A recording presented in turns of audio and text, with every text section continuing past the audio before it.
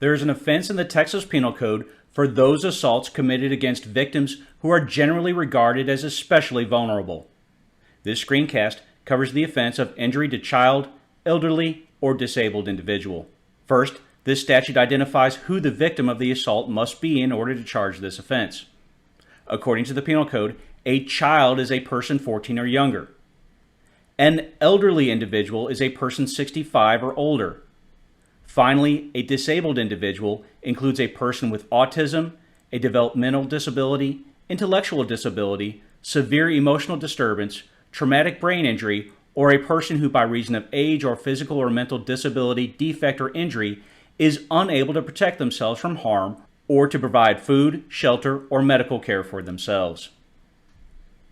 Next, for the purposes of this statute, the Penal Code defines an omission, or not doing something you were supposed to do, an offense only if there is a legal or statutory duty to act.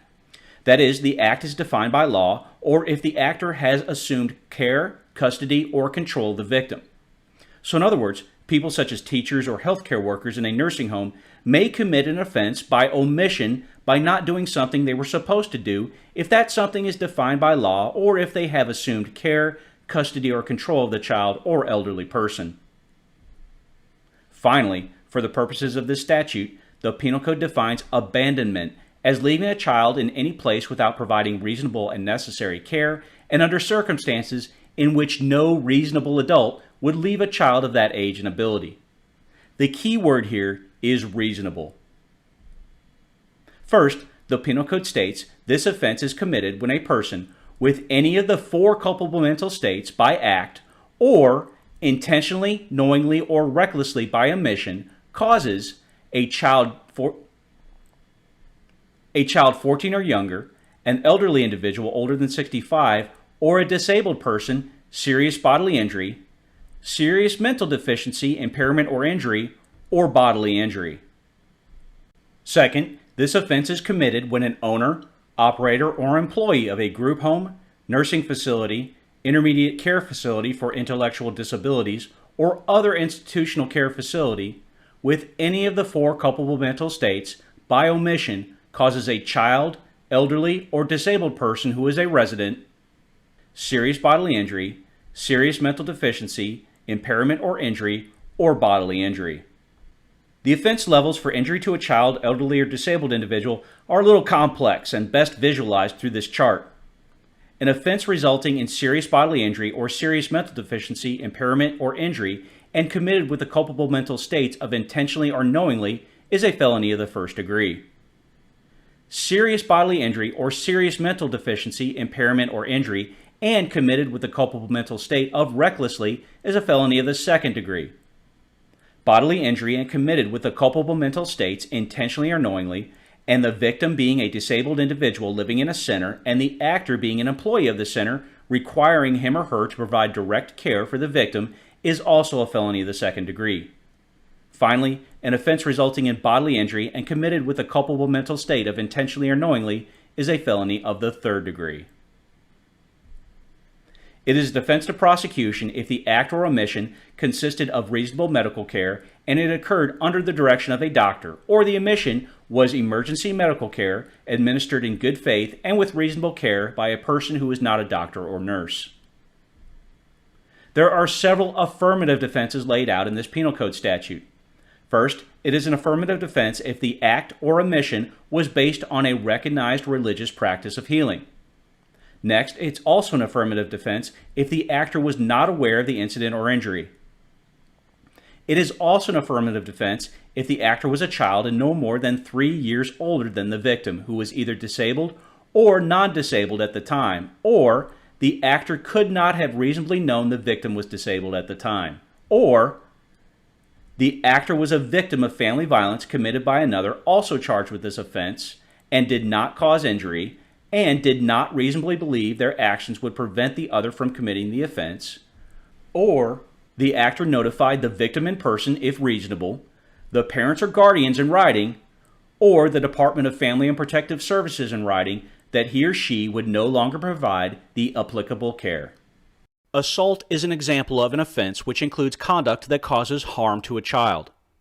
The Texas Penal Code offense of abandoning or endangering child includes conduct in which a child didn't necessarily experience harm, but the danger of that occurring was so great, the conduct is considered criminal.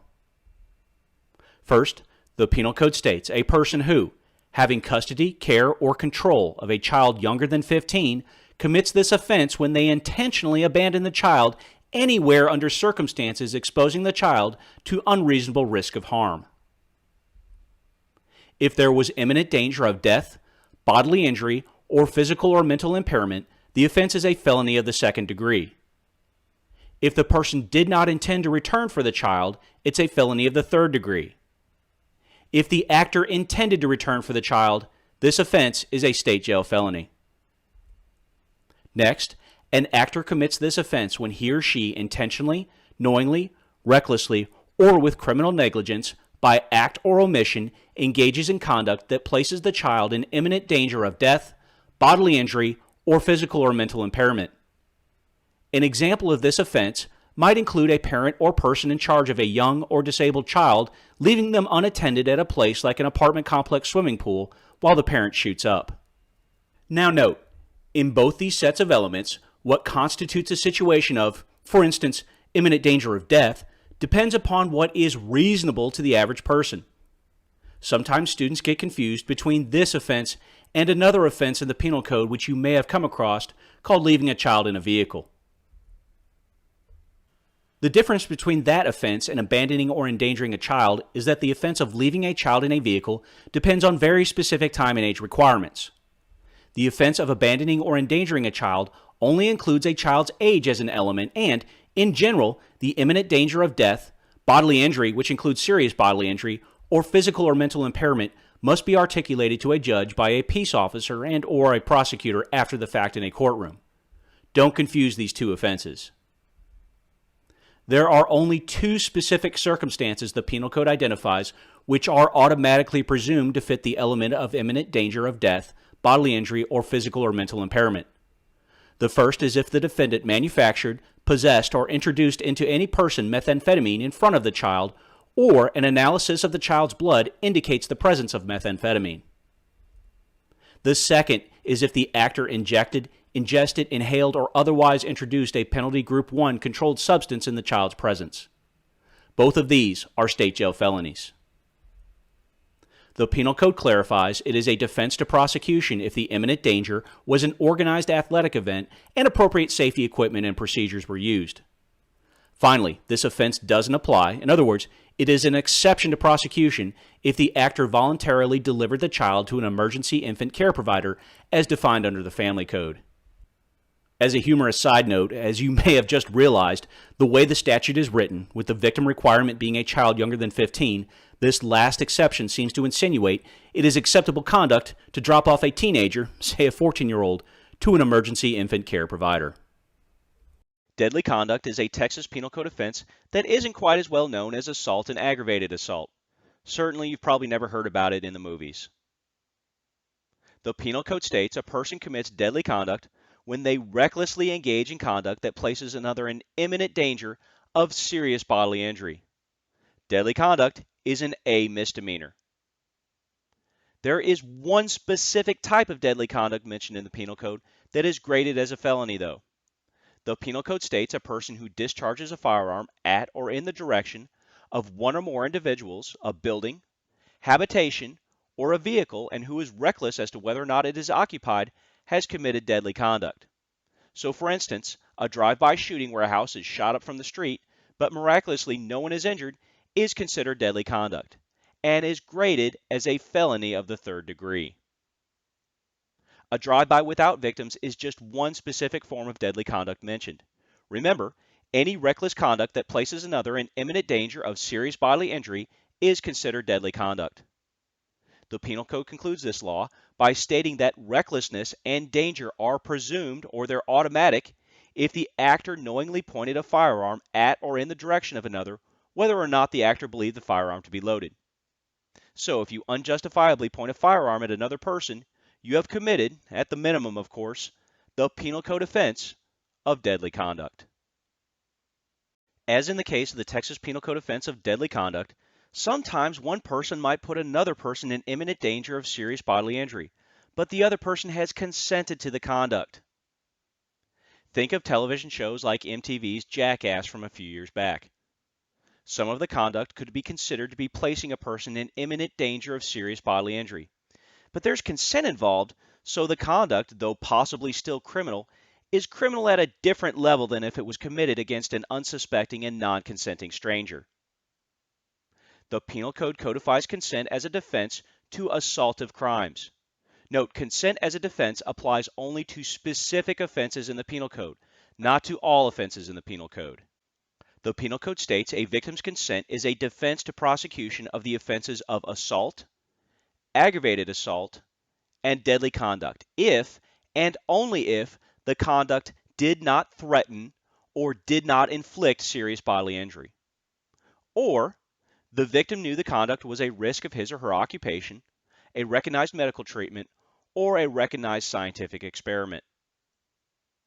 The Penal Code specifies it is not a defense if conduct was part of initiation or continued membership in a criminal street gang. Speech is generally protected by the First Amendment, but certain speech could be a Texas Penal Code offense, particularly when it threatens imminent serious bodily injury or death. A person commits the offense of terroristic threat if he or she threatens to commit any offense involving violence to any person or property with intent to cause a reaction by any type of emergency response agency. So for an example, a person who threatens in person to burn down a building which causes a response by fire or police officials has conceivably committed the offense of terroristic threat. Next, a person commits terroristic threat if they threaten to commit any offense which places any person in fear of imminent serious bodily injury. Imminent is a pretty important word in this part of the statute. Imminent means right away or immediately. The farther you physically get from someone, the more difficult it is to prove your threat was imminent. So if a person tells you to your face they are going to kill you, that's probably very imminent. A phone call where one person threatens serious bodily injury to another is not imminent in the same way as if that same person is standing next to the victim making the threat. You could even argue it's not imminent at all because you can't cause someone bodily injury over the telephone. Terroristic threat, when committed against a peace officer or judge, is a state jail felony. If committed against a family or household member or any other type of public servant, it is an A misdemeanor. All other types of terroristic threat are B misdemeanors.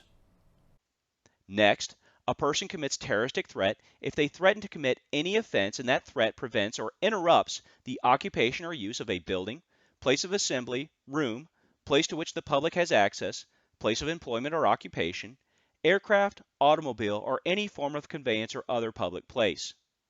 This offense is an A misdemeanor unless the owner incurs a loss of more than $1,500, in which case it is a state jail felony. Finally, a person also commits terroristic threat if they threaten to commit any offense and that threat causes impairment or interruption of public communications, transportation, water, gas, power supply, other public service, or places the public or a substantial group of the public in fear of serious bodily injury, or influences the conduct or activities of a branch or agency of the federal or state government or one of their political subdivisions. This type of terroristic threat is a felony of the third degree. It isn't illegal in Texas to commit suicide. It is illegal, however, to help someone commit suicide. According to the Texas Penal Code, a person commits the offense of aiding suicide if, with intent to promote or assist the commission of suicide by another, he or she attempts to aid the other to commit suicide. If the person assisted is successful, or if the person assisted is not successful, but serious bodily injury results to the person assisted, the offense is a state jail felony. If the suicide is not completed, the offense is a C misdemeanor. In 1982, a still unknown person, or possibly persons, caused a nationwide panic when they were able to lace Tylenol pain reliever capsules sold at grocery and drug stores with cyanide. The Texas Penal Code offense of tampering with consumer product was passed a year later. During the 1982 Tylenol scare and a subsequent occurrence in 1986, there were at least 8 deaths, and the Johnson & Johnson Corporation experienced approximately $250 million in losses. According to the Texas Penal Code, a person who knowingly or intentionally tampers with a consumer product, knowing it will be sold or given as a gift to the public, has committed a felony of the second degree. If serious bodily injury results, the offense rises to a felony of the first degree. Finally, a person who knowingly or intentionally threatens to tamper with a consumer product with intent to cause fear, affect the sale of the product, or cause bodily injury to any person commits a felony of the third degree. Line-level criminal justice practitioners such as detention officers, correctional officers, and peace officers know one of the more unpleasant aspects of their work is coming into contact with bodily fluids. It is even more so unpleasant when those bodily fluids have been thrown, spit, or otherwise purposely directed at the officer by an angry inmate or person who is under arrest. According to the Texas Penal Code, one who, with intent to assault, harass, or alarm, while imprisoned or confined in a correctional or detention facility, causes another person, so this is anyone else in the facility including staff, to come into contact with bodily fluids or animal fluids, commits the offense of harassment by persons in certain facilities, harassment of public servant. Likewise, this offense is also committed when, with intent to assault, harass, or alarm, while committed to a civil commitment facility, an actor causes an officer, employee, or contract employee, so once again, any staff member, to come into contact with bodily fluids or animal fluids in retaliation for an official act. Finally, and again with intent to assault, harass, or alarm, a person who causes a public servant, so for instance peace officers or firefighters, to come into contact with bodily fluids or animal fluids also commits this offense. All offenses under this statute are felonies of the third degree.